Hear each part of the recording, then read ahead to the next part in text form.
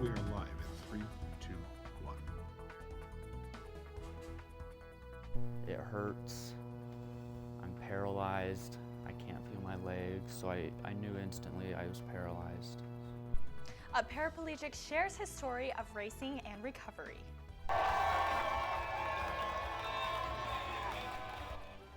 Mean tweets take a toll. Senator Romney admits to a secret Twitter account made to defend himself. My family's been coming and running this for like 15 years, so we've been doing it a long time, so it's tradition. The BYU Cougar Run is a homecoming tradition for the university and the people around the city. Welcome to NewsLine. It's Monday, October 21st. I'm Joseph Carson. And I'm Savannah Hegerhorst. The BYU Cougar Run was how many students and alumni celebrated this year's homecoming events. Kevin, you got to go and check out the race. How was it? Yeah, and there's an opportunity for everyone to compete. From a kids race to a 5K that ended with a lap around the Clarence F. Robinson track.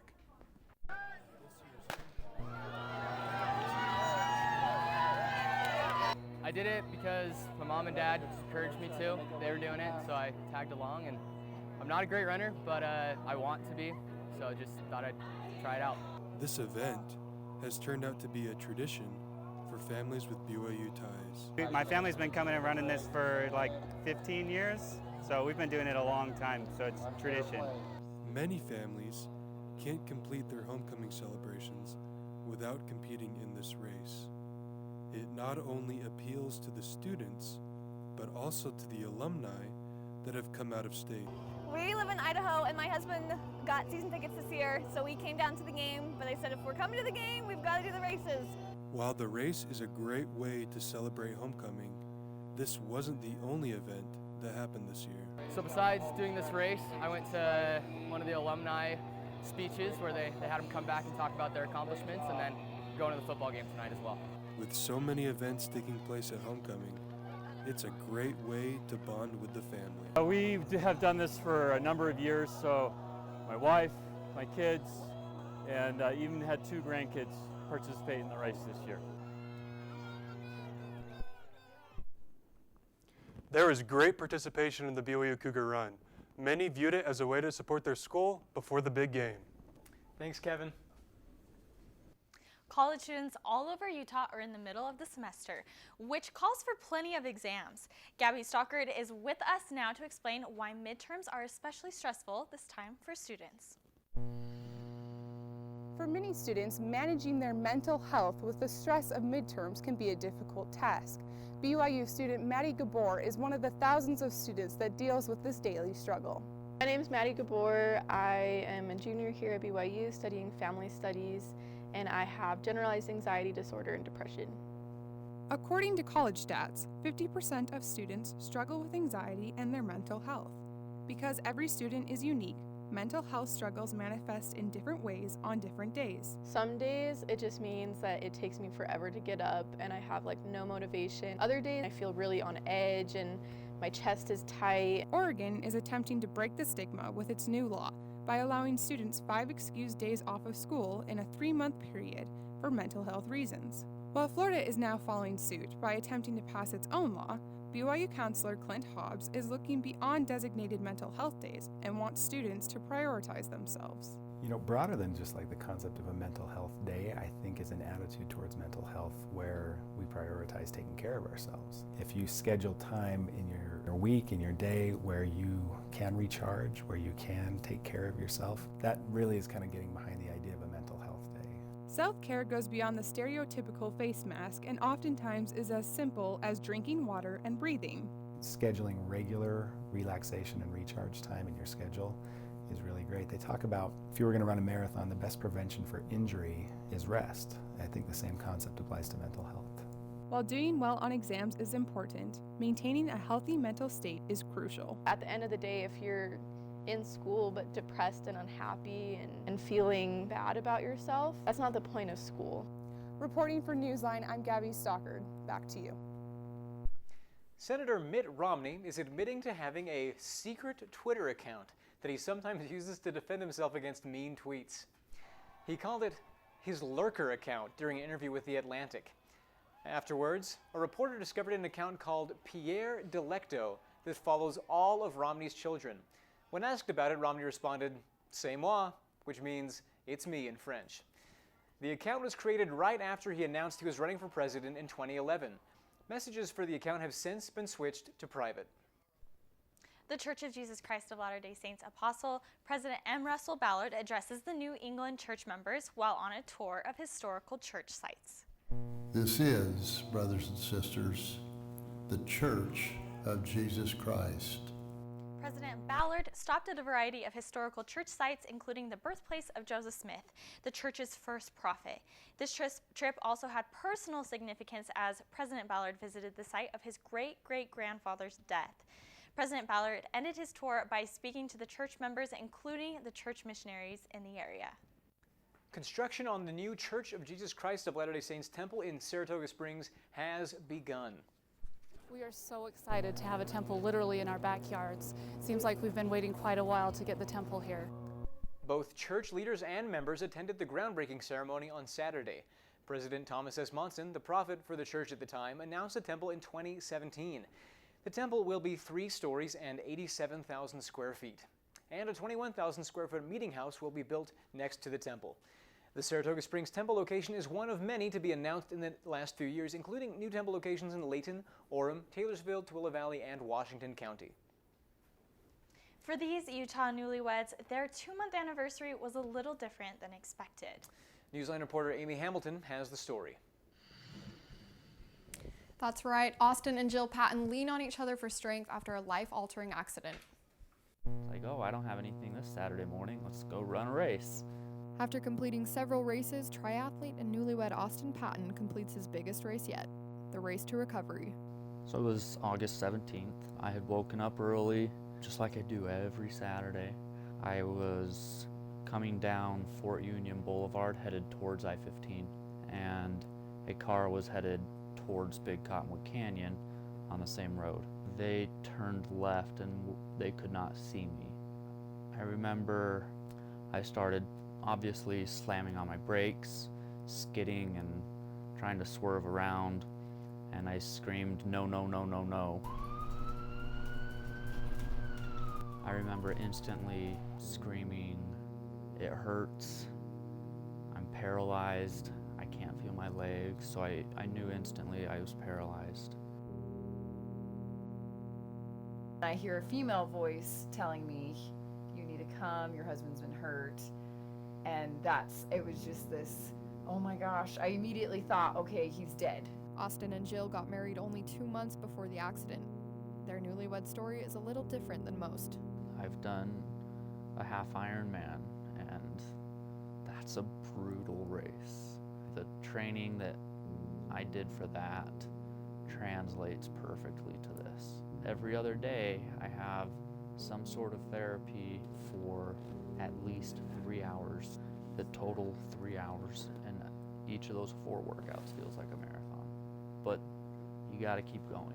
Just keep putting one foot in front of the other. Now I can't move my feet, but just keep lifting one more time. Just keep rolling one more time. This experience has definitely strengthened us because we have to fight to communicate, and we have to continue to try to understand where each other is at. When she gets here, all I want to do is give her a hug. It's the part of my day that I look forward to the most is when she shows up. I just want to give her a hug, and every time I start to cry. At some point, I have to start training again, training for a full Ironman this time. Now that Austin has been discharged from the hospital, he says he plans on completing an Ironman. As you can see here, he's using a bike only using his arm strength, and that's 140 miles using pure arm strength. But if anyone can do it, it's Austin. Reporting for NewsLine, I'm Amy Hamilton. Tom Brady is in the limelight for a reason other than football.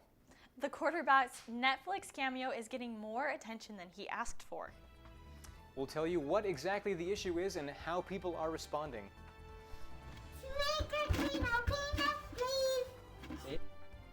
The color teal is not normally associated with Halloween. We'll share how the color teal is going to make trick or treating a safer experience for kids. A training exercise gone wrong. We'll tell you how U.S. soldiers ended up in the hospital. Severe weather hit the southwest part of the country, leaving behind widespread damage. I'll tell you where and when this happened with my full weather report next. Sometimes the things we do or say can make others feel hurt, such a weirdo, excluded, or isolated.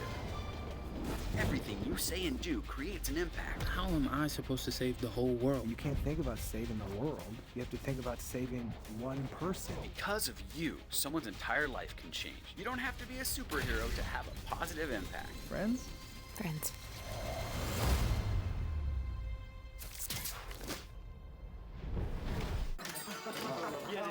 Look at me, boys. I need to get rid of some hair. You're gonna look so good. Oh man. Is that a date? Yeah. I hope so. What do you think? Shorter, please. Ouch. More like it? Shorter. Oh. That would be a shave. Go for it. Can't believe he's doing it.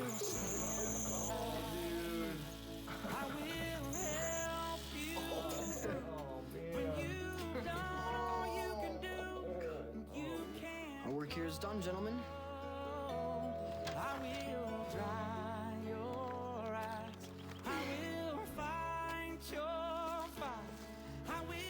Being there.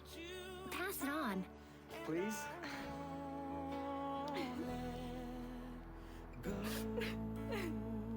Yes. Drug companies reached a last-minute settlement this morning, canceling today's opioid trial. Several drug companies are accused in thousands of lawsuits over their role in the nation's opioid crisis. Amerisource Bergen, Cardinal Health, and McKesson will pay a collective $215 million immediately. Pharmacy chain Walgreens was not included in the settlement and will get a new trial date. Today, U.S. Army soldiers are mourning the death of 3 fellow soldiers who were killed during a training exercise. 6 combat team soldiers from the 3rd Infantry Division were riding in a Bradley fighting vehicle when it rolled over into water. 3 of the soldiers were pronounced dead at the site. The other 3 were taken to the Wynn Army Community Hospital for treatment and evaluation.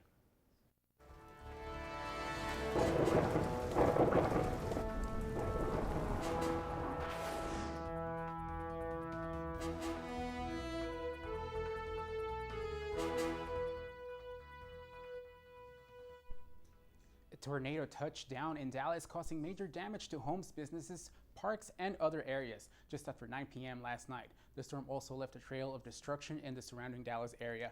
Early reports indicate at least 6 people were taken to the hospital, each being treated for storm-related injuries. So far, no deaths have been reported.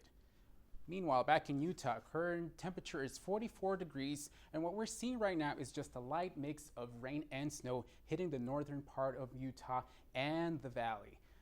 Even though we're not expecting any severe weather, there is a winter weather driving advisory in Logan and surrounding areas. So this storm will linger for a couple more hours, and then later it will be back to normal. Just use caution and safety while you're driving out there. What we're seeing right now is just a weak storm making its way to Colorado. Nothing severe expected. We are going to be getting another weak winter storm coming from the north that will be hitting our valley by Wednesday. Again, no severe weather is expected, just a mix of light rain and snow. Our highs and lows for Logan for today, Logan 49 and 33, Salt Lake 54, 38, Price 54, 31, Richfield 57, 31, and St. George 73 and 48.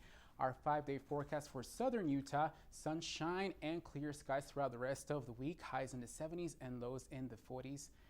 Perfect weather to hitting those outdoor activities if you ask me.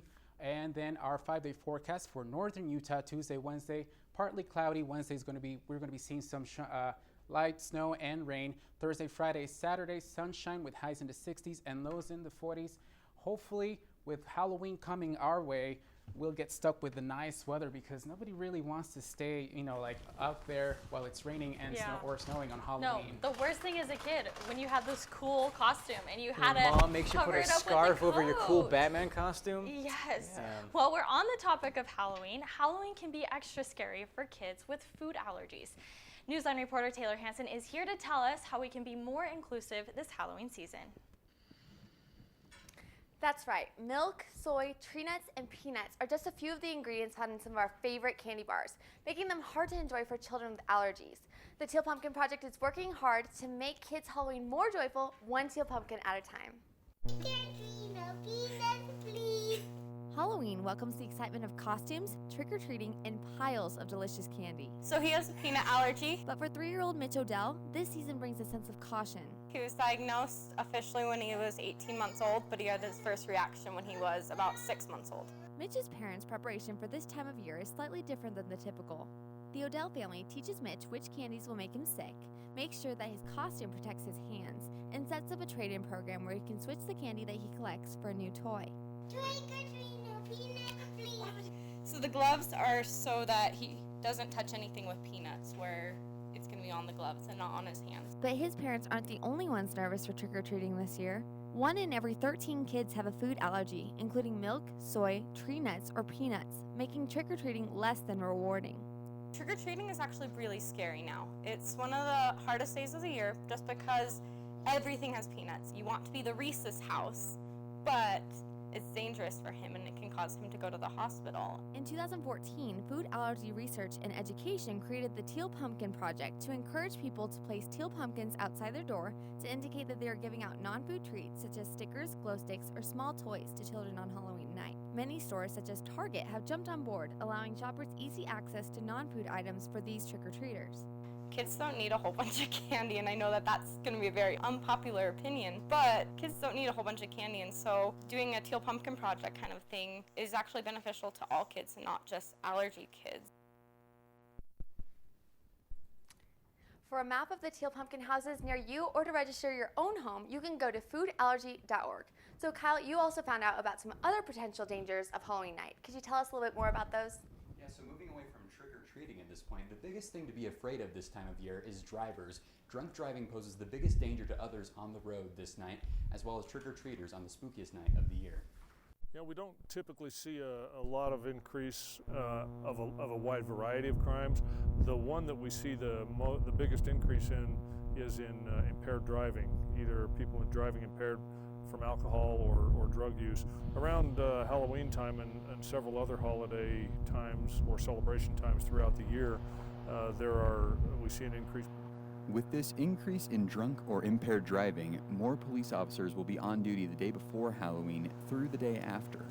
In what are called DUI blitzes, these additional officers will be on longer shifts taking safety measures, including setting up roadside sobriety checkpoints. Typically, when we operate them, most people are stopped for less than a minute, much less than a minute, maybe less than 30 seconds even. But we had one that we did a number of years ago on Geneva Road. We operated the checkpoint for 7 hours and we made 14 DUI arrests.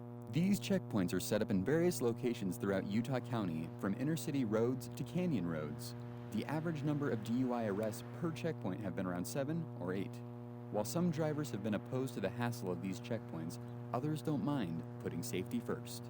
It takes only a couple of minutes, and through these stops they're able to prevent drunk drivers from causing accidents with innocent bystanders that haven't done anything wrong. So I feel like it's completely okay that they come through and stop us, because it really is just helping people stay safe on Halloween. With the precautions set by police here in Utah County, and as long as drivers keep their eyes on the road, October 31st will be a great night. Sounds like these are some great things to take into consideration to make sure that the holiday season is a positive experience for everyone. We hope both trick-or-treaters and drivers stay safe this Halloween with these tips in mind. A Provo woman is finding a way to fuel her creativity from her past and her current battles. Valentina Yingling found out what inspires the artist. Today I met with Christina Freeman, who shares her story and how she turns her pain into artwork, a message we can use. In her late 20s, Christina began to learn something about herself that made her very unique. Christina has dissociative identity disorder, which is multiple personalities caused by trauma from her childhood. As she majored in art at Brigham Young University, she found that she was constantly working for perfection, but as her art evolved, she began to let her creativity take over and worry less about perfection and more about expression. As Christina's artwork evolved, she found that there was multiple personalities within herself that she found through her artwork.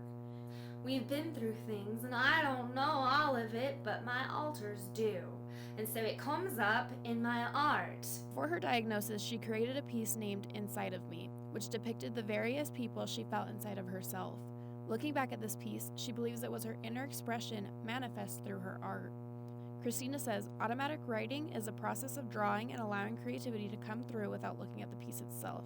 This allows her to eliminate the need for perfection in her work and completely allow her creativity to take over.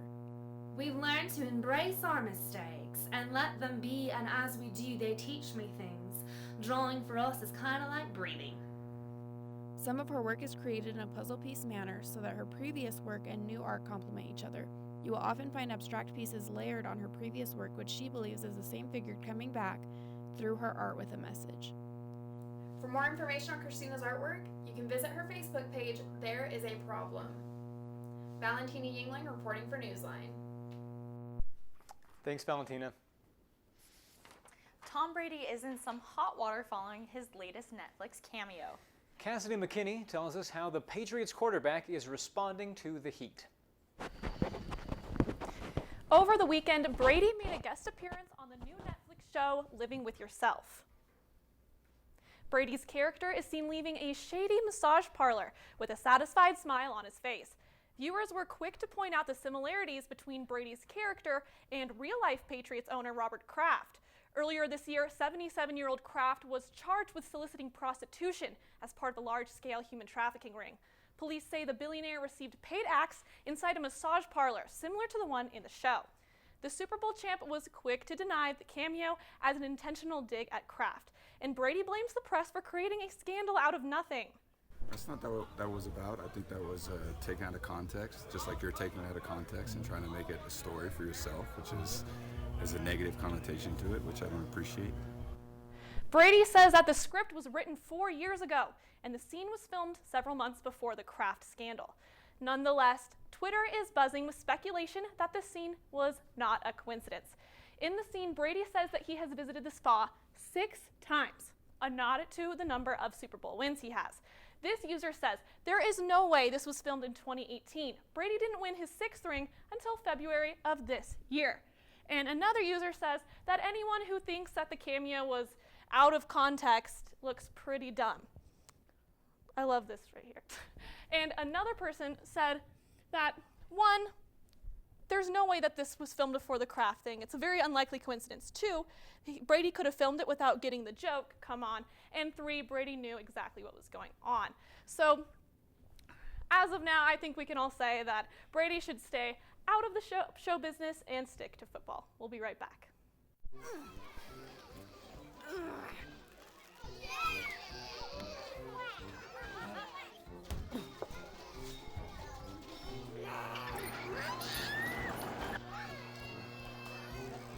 If you love them enough to crawl into a play place to get them to come down, then surely you'll check nhtsa.gov/the right seat to make sure they're in the right car seat.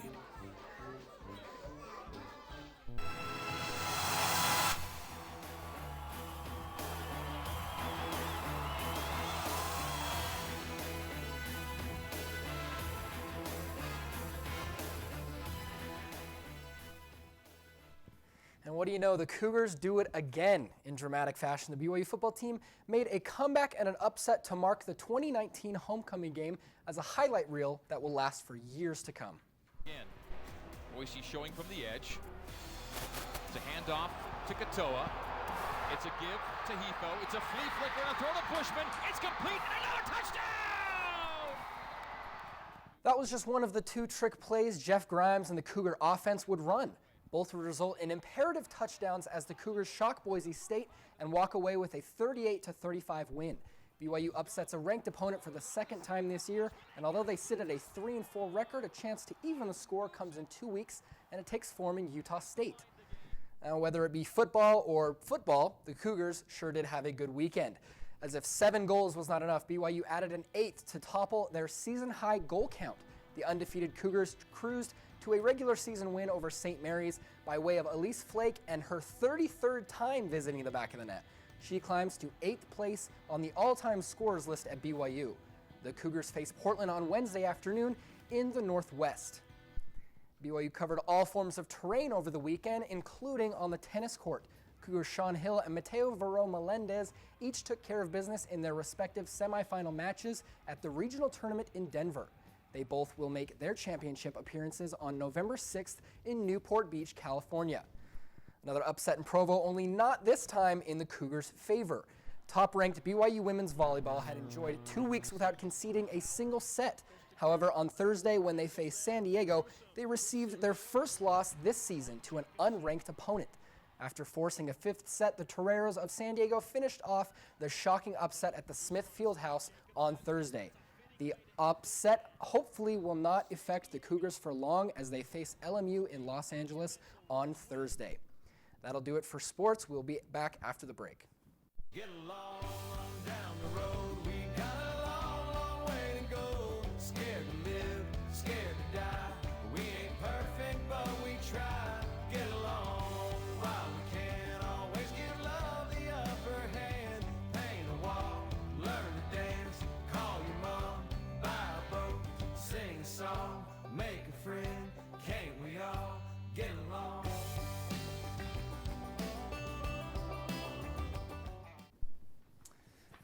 Thanks for joining us today for Newsline.